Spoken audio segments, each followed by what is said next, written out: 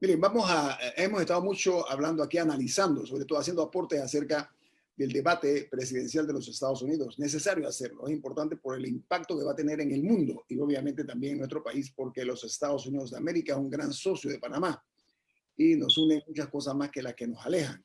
No obstante, después de estos análisis vamos a entrar al terreno nacional, a ver la perspectiva vista de otra visión. Estamos nosotros hoy complacidos de tener la presencia del señor Jaime Porcel. Él es un investigador de mercado y es analista, un muy buen analista acerca de la realidad nacional. Don Jaime Porcel, buen día, bienvenido a Infoanálisis. ¿Cómo está?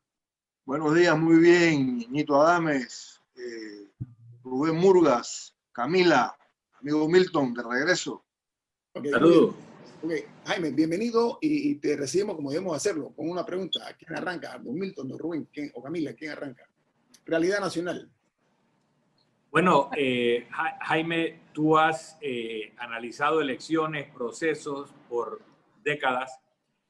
Ahora mismo tenemos una situación de un acelerado desgaste, particularmente del gobierno nacional. Una parte del desgaste tiene que ser causado por la pandemia que desgasta a cualquier gobierno, pero hay otros elementos dándose, incluso la sensación de que hay una lucha intestina dentro del PRD por un congreso que tendrán pronto para definir quién los va a liderar. Y por otra parte, una oposición distraída en otras cosas o muy silenciosa que no hace oposición, y los que hacen oposición son miembros del PRD. ¿Cuál es tu análisis de lo que está pasando? Y si los partidos políticos acaban desconectados de los gobiernos que hacen elegir con sus votos.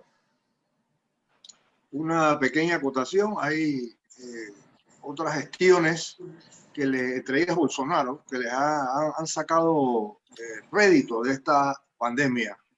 No es lo común, son las excepciones, pero sí las hay. Bueno, en este momento estamos viendo, como de costumbre, el ADN del debate, del conflicto, de las luchas como motor de la historia, que están regresando otra vez a la superficie. Estuvieron apenas solapadas, cubiertas por una especie de manto silencioso. Sin embargo, aquellos que creen que la política estuvo fuera del escenario, que le pregunten a Ricardo Martinelli, que le pregunten a Roberto Lombana, que le pregunten a Saúl Méndez, que le pregunten al propio presidente y su equipo si esto es así. Aquí la carrera para el 2024 ya empezó. Aquellos que estén en la gatera esperando que pase la pandemia van tarde y van a la cola. En términos generales, el gobierno, me gustó esa frase tuya, un gobierno que está en una fase de lo que nosotros llamamos una desacumulación acelerada de credibilidad.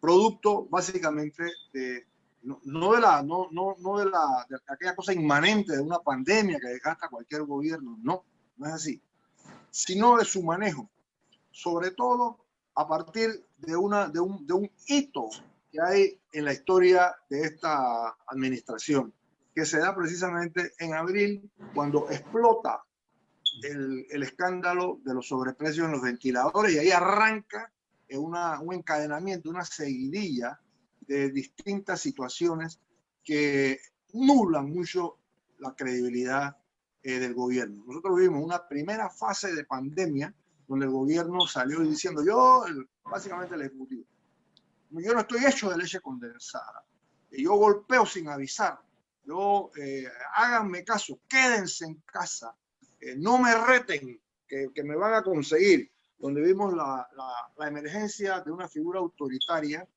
que tiende a ser el común dentro de todos los presidentes, que alguien pues les ha hecho entender o los ha convencido de que tienen que portarse con estilo autoritario para poder ser atendidos y tomados. ¿No ha visto un cambio en los últimos días a esa actitud ahora un poco más conciliadora de parte del presidente? Él siempre ha estado jugando con dos roles, ¿no? El rol del autoritario y luego después al del hermano mayor que aconseja. Sí, porque yo recuerdo una vez que él apareció en televisión, no recuerdo si fue la vez del mapa, pero hubo una en la que él hablaba de la necesidad de que no jalaran la cadena después de cada vez que uno iba a orinar al baño, o sea, que era dando consejos así como caseros de cómo ahorrar. Ese día era esa figura que menciona que es como el hermano mayor, papá que te está ayudando, primera vez que te mudas de la casa. Jaime, una Hasta pregunta. los estilos iban variando. Ahora, Jaime, si hacemos un alto estratégico en este momento, y con visión hacia adelante, pero sin ignorar el pasado es un error, no reconocer los errores pasados. ¿Tú qué recomendarías tú como hombre que analiza el mercado, etcétera? ¿Qué es lo que más le convendría? Sin darle un consejo, por supuesto, al presidente, porque yo no soy quien para darle consejo y mucho menos para pedirle al señor Porcel que lo haga, sino cuál sería la mejor estrategia para un gobierno. Olvidemos que el gobierno PRD, en una circunstancia inédita como esta de una pandemia por una parte y por la otra, una fractura que hay en el partido, no únicamente en el PRD, sino en todos los otros partidos, porque esa es una situación real, es un problema ortopédico que tienen todos los partidos políticos. Pero vamos al PRD. Las luchas que hay internas por las cuotas o por los feudos que hay en el partido. ¿Qué recomendaría Jaime Porcel a ser considerado en este caso para darle otro giro a esta crisis que hay en los partidos, en particular en el PRD?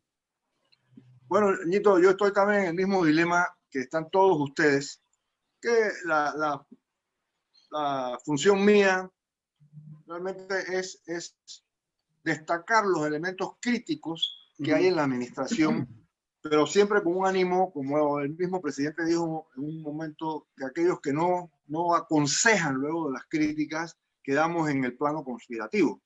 Porque también es cierto que se levantó la tesis aquella del golpe blando, indicando que todos aquellos que estábamos pues en un momento dado criticando la gestión, sobre todo el ministro de la presidencia, estamos cayendo precisamente en el golpismo. Además que en vez de hacerlo como antes se hacía con las escopetas, ahora lo estamos haciendo con la opinión pública, ¿verdad? Volteando la opinión pública que en ese momento salía y daba cacerolazos. Yo también he pensado mucho eso y he tratado entonces de entrar al plano, digamos, constructivo.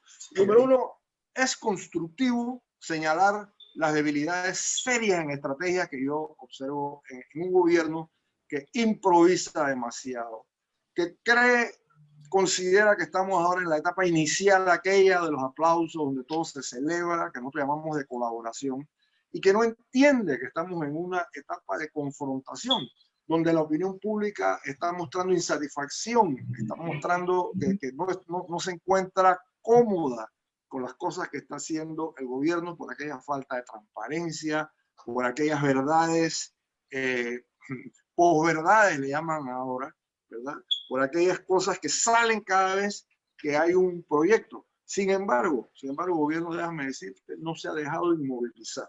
Por ejemplo, se retiran los contratos aquellos de los multimillonarios, son 6 contratos arriba de los 12 millones que se presentan hace 3 meses. Sin embargo, el gobierno los retira.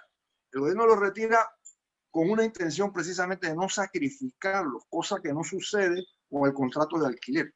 El alquiler de auto, alquiler de autos. ¿Alquiler de autos estás hablando, Jaime? Sí, alquiler de autos, exactamente, ¿no? Por 10.3 millones de dólares, 234 piezas de automóviles, o sea, autos, pues. Que ahí no, ahí ellos van heridos en la primera vuelta, y además que dejando evidencias de que había una oficina presidencial que tenía sus falencias, que no planeaba bien, que no consideraba la viabilidad. Contratos incluso que fueron aprobados por el Consejo Ejecutivo Nacional y por el mismo Cortizo, y que correspondían al Ministerio de la Presidencia, fueron extraídos, fueron sacados de la discusión y fueron anulados realmente. Ahí empezó toda una cadena de eventos, no sé cómo llamarlos, discutibles para la función y los resultados y las consecuencias de la efectividad que ha estado teniendo el Ministerio de la Presidencia.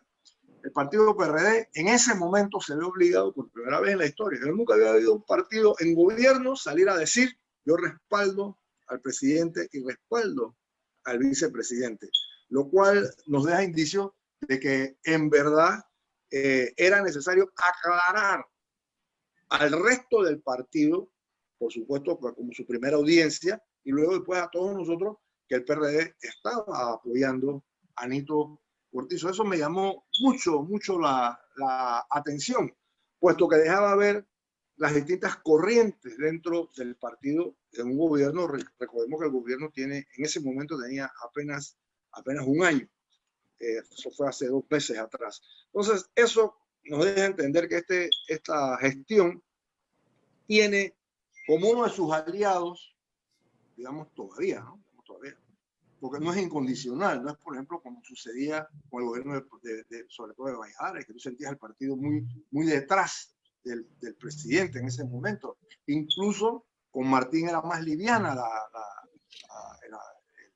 el apoyo, pero también tú lo sentías. Sin embargo, recordemos también de que el presidente Cortizo proviene de Solidaridad, es percibido incluso con ciertos rasgos de independencia.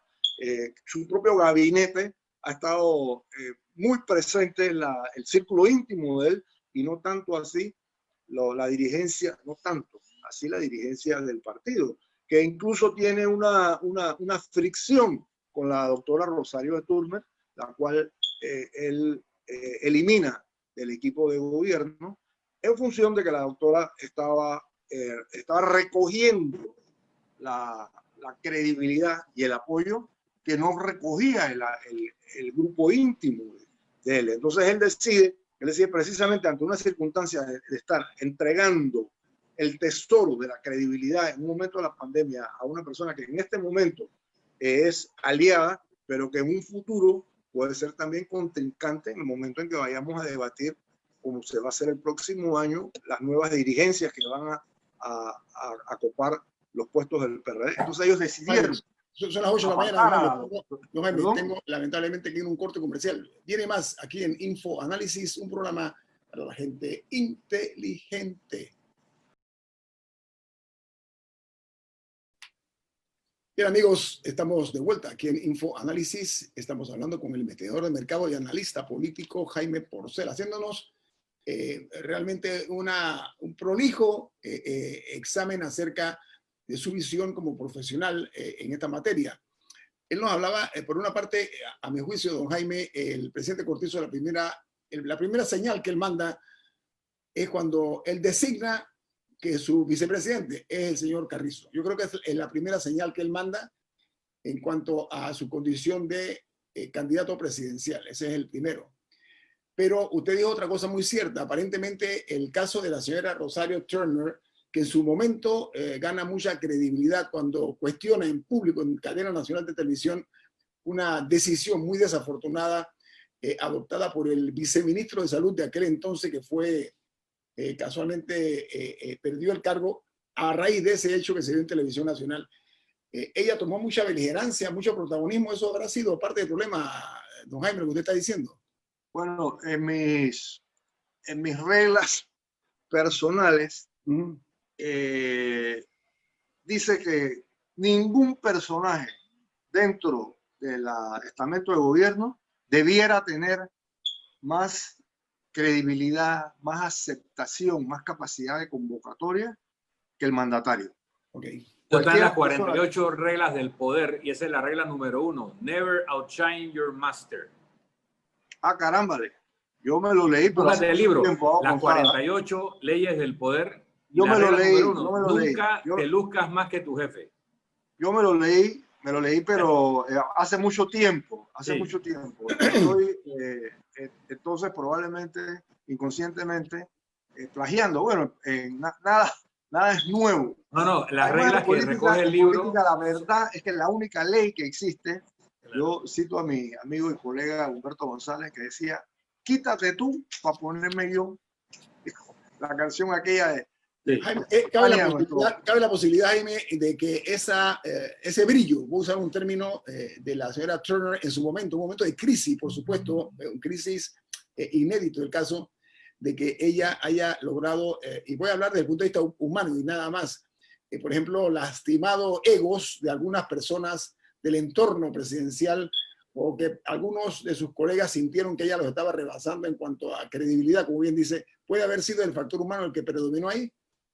Déjame decirte que sin lugar a dudas lo que previno fue la estrategia política. Ella, en un momento dado, recuerdan que las compras relativas a la epidemia fueron asignadas a otro ministerio. Al de la presidencia. Precisamente el que hoy vemos contraído a su mínima expresión cuando 500 millones le han sido, por solicitud propia inédita también, esa solicitud ha sido extraído de su redil. No, pero es más que el dinero, Jaime. Son las funciones. Están simplificando el ministerio para tener tiempo para otra cosa, ¿no? Sí, porque o sea, ese dinero no es que desaparece.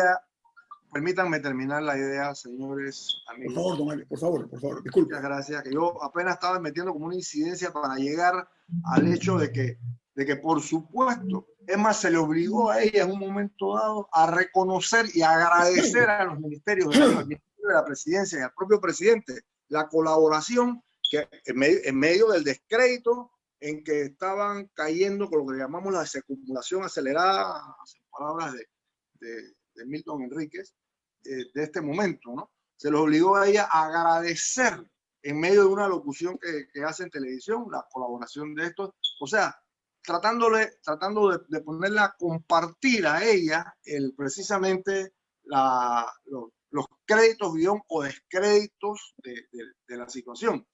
Yo entendí que la situación estaba resultando insostenible. Insostenible, por lo cual había que tomar alguna decisión. Fue una decisión abrupta, como suceden las cosas.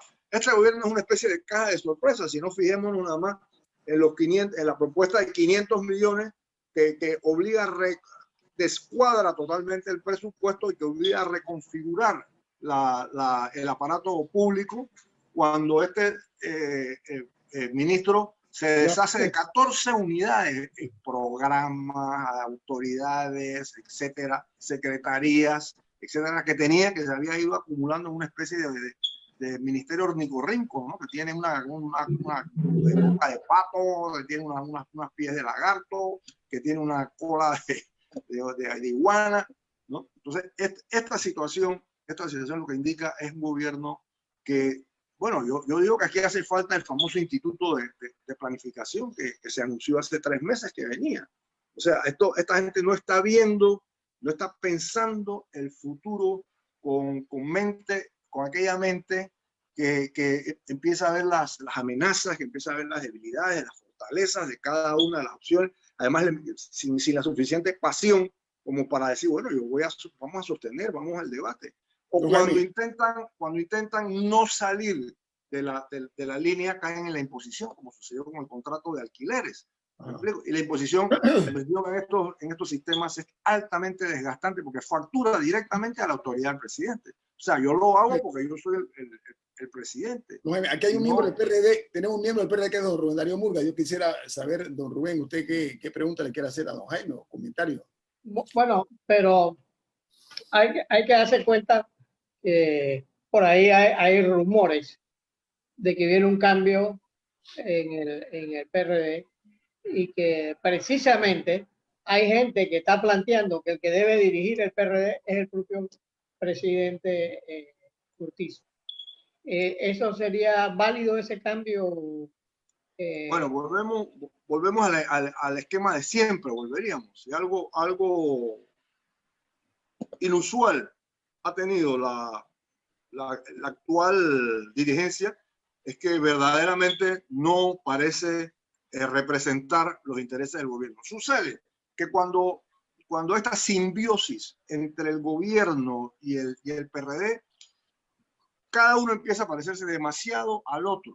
Eso quiere decir, el gobierno empieza a parecerse al partido y el partido empieza a parecerse al gobierno, cuando en realidad el partido lo que tiene que intentar parecerse a las necesidades ciudadanas, o sea, para dar vía a esa famosa correa de conducción de las necesidades ciudadanas hacia el poder. Si el partido entonces empieza, que ya se parece demasiado, si no, fíjense en la cantidad de puestos que están llenos por miembros del PRD en el gobierno, ¿no? Y además también por otros partidos, ¿no? Si no, fíjense el poder que tiene las sumas millonarias que hay en el financiamiento público, que obligan a los partidos realmente a convertirse en una especie de cuasiagencias gubernamentales, precisamente, porque tienen que adaptarse a las condiciones que imponen. Por ejemplo, al PRD se le entregan trimestralmente más de 600.000 balboas. Eso es una suma muy importante. Suma muy importante. Igualmente sucede con todos los partidos grandes que sacan del PRD. Ya le digo, para el próximo quinquenio del 2019 al 2024 van a recoger como 236 millones, creo que es la cifra en total del financiamiento público. O sea, esa simbiosis entre gobierno y partido, para mí, minimiza, deja de darle prioridad a la función aquella de los partidos de transmitir las necesidades, de estar escuchándolos, de estar investigando por dónde anda la realidad, y se convierten sencillamente en gente que anda detrás de un presupuesto sustantivo. Jaime, mira, para poner un contexto a lo que te quiero preguntar, lo que a nosotros nos interesa es que el Estado funcione bien. Para que el Estado funcione bien, queremos un gobierno efectivo, que convoque a las mejores personas, a los mejores talentos a la función pública. Ese funcionamiento requiere un contrapeso en un sistema democrático, que haya una oposición vigorosa, que fiscalice, y unos medios de comunicación también vigorosos que permitan el movimiento libre de las ideas y de los cuestionamientos. En ese mismo contexto, el rol de un partido político va por donde tú dices. Primero, es una correa de transmisión de las necesidades y las aspiraciones sociales. Segundo, es un think tank, es un centro de pensamiento. Estando en gobierno o en oposición, el partido tiene que producir propuestas de cómo resolver o atender los problemas o avisorar un futuro deseable. Y tercero, es una organización que prepara y capacita a personas para gobernar. Hoy en día los partidos políticos quedan en la última característica, que es maquinarias electorales. Y lamentablemente se concentran en ser maquinarias electorales y en casi nada o nada de lo anterior. Habiendo dicho eso, tenemos a un partido CD que va para su tercera decisión. Recordemos que el CD tuvo una decisión en el partido Alianza en el periodo anterior, aunque fueron aliados. Ahora el partido de información RM es otra decisión del CD. En el panameñismo tenemos que, el lunes hablaremos un poco más de eso, la mitad de los inscritos del partido panameñista no votaron por su candidato presidencial, pero sí votaron en su mayoría por alcaldes, diputados y representantes de su partido, lo que indica que no fue una decisión espontánea, sino conducida, y que no ha terminado de consolidarse el liderazgo de José Blandón con la totalidad de esa base política. En el caso del Partido Popular va a un congreso interno, pero es un partido menor, y en el caso del Partido Molirena también. La mitad de sus miembros votaron por la candidatura de Cortizo, la otra mitad no lo hizo, lo que indicó algún tipo de desapego por esa candidatura. Pero en el caso del PRD, es la primera vez que el presidente de la República, siendo miembro del PRD, no es a la vez secretario general del partido. Lo fue Pérez Valladares y lo fue Martín Torrijos. Y en el caso del PRD, los que nos movemos en el mundo de la información, como somos todos los que estamos aquí, hemos escuchado que el ministro de la presidencia aspira a ser secretario general del partido, lo que implicaría un desplazamiento del actual secretario general y su grupo, lo que explicaría la sacada de la ministra Turner, que es del grupo del actual secretario general del partido. Se dice que la ministra Turner podría ser una candidata a presidenta del partido en Mancuerna, con Pedro Miguel González como secretario general.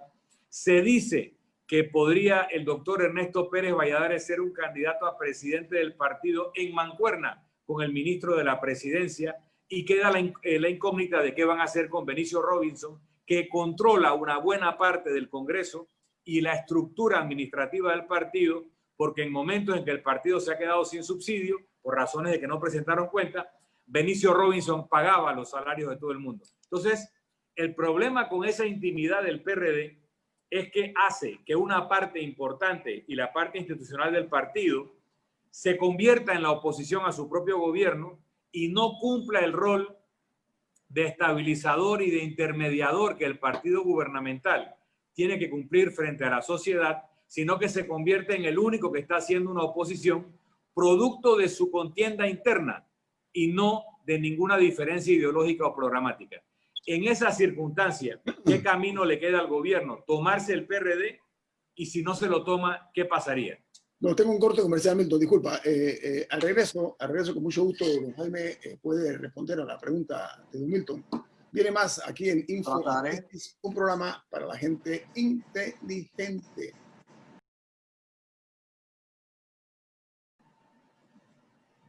Bueno, continuamos platicando con Jaime Porcel, nuestro invitado. Mire, aquí el problema es que los partidos políticos, sin excepción, se han convertido en agencias de empleo. Lamentablemente, Camila, tiene un comentario en oyente que me parece interesante, Camila. Sí, el oyente Armando que decía eso, que en el caso del panameño, la gente está inscrita muchas veces por compromisos laborales, más que de política, pero que al final no es que le interesa permanecer a un partido en particular. Bueno, yo creo que aparte del problema, don Jaime, se la paso enseguida a usted, es que ya no crean cuadros. O sea, se perdió la figura esa de la creación de cuadros. Vi ejemplo, y no porque esté Milton aquí, el Partido Demócrata Cristiano fue un formador de cuadros. El PRD también en su momento, todo eso se fue diluyendo. Todo eso se fue diluyendo en el tiempo. Pero don Jaime, la respuesta... Por eso, a lo que en dijo la Milton, línea de lo que dijo Camila, para amarrar mi pregunta es, los partidos se han convertido en maquinarias electorales que para tener el favor electoral se vuelven agencias de empleo y todas las posiciones políticas son meros chantajes para ver qué hay para mí. ¿Dónde está la ideología? ¿Dónde está el programa? ¿Dónde está la correa de transmisión? Y entonces cuando estamos en ese problema, si el partido gubernamental está en una lucha intestina, afecta el desempeño del gobierno. Don Jaime, agencia de empleo, oportunismo, clientelismo. Ajá. Arranco. Toda esa desideologización de los partidos, aquella falta de programa, aquel clientelismo, que la gente tiende a listar como elementos, como síntomas de la crisis de los partidos.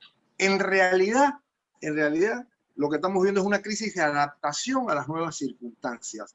Este partido, ahora estos son partidos sin demos. Estos los partidos ya las grandes audiencias, aquellas que se daban en el siglo pasado con los partidos obreros, con los partidos populistas del peronismo, incluso del PRD, ya son innecesarias. Ya ahora, en primer lugar, las redes están supliendo aquellas, y más ahora que estamos en distanciamiento físico, supliendo aquella necesidad de ver a la gente a cuatro ojos. Ahora la vemos a través de la magia de las redes. Entonces los partidos se han desideologizado, producto precisamente de aquella transición hacia agencias cuasi estatales, donde para qué yo me voy a empezar a pelear por minudencias con el partido aquel que en algún momento fue Milton, sigue siéndolo, porque si al fin y al cabo ya el PRD y el Partido Demócrata Cristiano, que fueron los contendientes naturales durante 20 años con la dictadura, ahora se aliaron, pues fueron gobierno con Martín. Entonces ya esto ha cambiado. Ya los partidos han dejado de ser aquellas entidades conductoras de las necesidades para transitar hacia, número uno, hacia maquinarias electorales cuya función es conseguir redituarse con los puestos públicos. Al redituarse con los puestos públicos se empiezan a hacer esta simbiosis de partido con el gobierno. Además, el que está en oposición sabe que después le toca a él. ¿Me explico? Entonces, ¿para qué yo me voy a pelear ahora con el Molirena? Si el Molirena fue el que ahora, junto con el PRD, cogieron gobierno. Antes fue con Mireya. ¿Me explico? Y así, las diferencias ideológicas en la práctica son mínimas. No, Jaime, el único, para terminar, Nito, el único que mostraba en la campaña pasada diferencias sustantivas fue el Frente Amplio por la Democracia, que hizo un planteamiento de centro-izquierda, estilo el partido PRD en la época de Torrijos. Sí, hay problemas de ideología por una parte y por la otra, y me da muchísima pena decirlo. Yo no le llamo problema, yo le llamo adaptación. Camila. Sí, bueno, con eso que usted mencionaba del Molirena, también estoy segura que hay gente revolcándose en su tumba por la alianza actual. Pero aprovecho y le pregunto... Siempre las alianzas generan revolcadas, siempre. Ya que estamos hablando del PRD tanto, ¿cómo evalúa usted el trabajo de los partidos de oposición durante esta administración y durante la pandemia? Precisamente, Camila, muchas gracias por la pregunta. Precisamente, Las diferencias son pocas. El pulseo es mínimo. Cuando más a niveles de redes sociales un poco. El que hace aquí oposición ahora mismo se llama Frena Eso. Los grupos que están alrededor, le hace Suntrax, le hace el grupo que todavía mantiene la vigencia, el FAT. Esos son los que verdaderamente están haciendo una oposición fuerte. Los demás están en el plan de hacerlas, comenzando que votan juntos en la asamblea, ¿o no es así? Cuando van a elegir autoridades, ahí cuentan con los votos del Cambio Democrático, cuentan con los votos del panameñismo. O sea, la oposición es de dos tipos. Número uno, de forma que esa es una posición peligrosa. Si no, recordemos lo que le pasó a Patagono y recordemos lo que pasó incluso a la propia democracia cristiana, que no logran indiferenciarse claramente del gobierno y al momento de ir a votaciones son castigados. Aquellos que intentan tomar posiciones, como intentamos nosotros también, como intenta Guillermo Antonio, yo, Rubén, Milton, Camila, y intentamos agarrar posiciones balanceadas. A veces tendemos a ser vistos como oportunistas, que lo que somos es estamos buscando cómo nos acomodamos, cosa que en ciertas circunstancias es totalmente cierto. Que la posición tú dices, ¿dónde estás? Si yo veo a la gente eligiendo casi por mayoría, con excepción de los independientes. Con excepción de los independientes. Que eso y sí, algunos, algunos. No todos. Sí, algunos, ciertamente. Algunos han buscado distancia. Quiero aprovechar el tiempo, don Jaime. Hemos ido mucho por el PRD. Permiso, permítame. Independientes unos más que otros. Otros más dependientes que independientes. Don Jaime, a ver, la ortopedia ha tomado mucha importancia en la política panameña. La fractura de los partidos. Me voy a explicar más. Si vemos el Cambio Democrático, no solamente la crisis en el PRD, no nos equivoquemos. Cambio Democrático, el dueño de ese partido, y así lo digo, el que lo formó, el que lo forjó, el que lo impulsó y que lo creó fue Ricardo Martinelli. Perdió el partido. Ex dueño. Por eso dije, perdió el partido. En el partido arnulfista o panameñista, como quieran llamarlo, Juan Carlos Barrera le retira la figura del panameñismo y se convierte en el barelismo. Y a su vez se convierte en un conspirador comprobado contra el candidato presidencial José Blandón Figueroa. O sea, hay un problema aquí de muchos intereses creados, don Jaime, que van más allá de la sensatez política, pero sobre todo de la ética política. ¿Usted qué opina de eso? Bueno, es precisamente partidos desideologizados, por lo que estamos viendo. Partidos que son cuasi agencias estatales.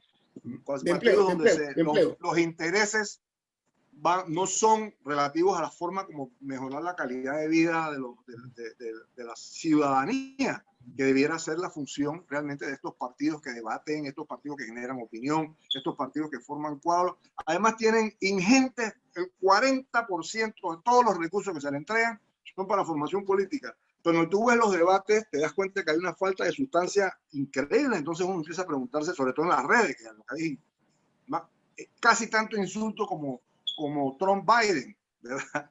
Entonces te pones a pensar dónde está realmente el producto de esa formación. Aquí, ¿qué se ha hecho? ¿Dónde se están formando? Aquí no hay escuelas de cuadros. Entiendo que Ricardo Lombana tiene una escuela de cuadros, sin embargo, no veo mayores luces al respecto. El PRD alguna vez tuvo una escuela de cuadros. Sin embargo... Sí la tuvo, Jaime, sí la tuvo, al igual que la democracia cristiana. Hay que darle ese crédito a ambos. Hay que darle ese crédito. A mí me gustaría hacer un comentario. Dentro del contexto que hablamos, yo no estoy reclamando que los partidos políticos vuelvan a las plataformas ideológicas del siglo XX.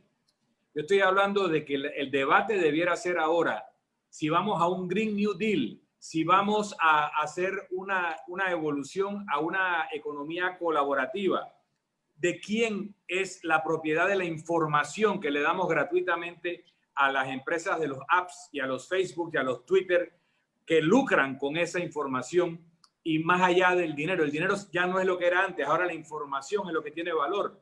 ¿Cómo se debe organizar el Estado? ¿Qué tanto debe quedar en el gobierno central? ¿Qué tanto tiene que devolverse a las comunidades? ¿Cuál es el rol de las juntas locales dentro del concepto de la junta comunal? O sea, vamos a hablar de cómo nos organizamos para darnos los bienes sociales, y habrá los que son más estatistas, habrá los que son más empresaristas, habrá los que son más ciudadanizados. Esos son los temas que tenemos que discutir, pero no quién nombra a quién y cuánto me da por mi voto. Jaime.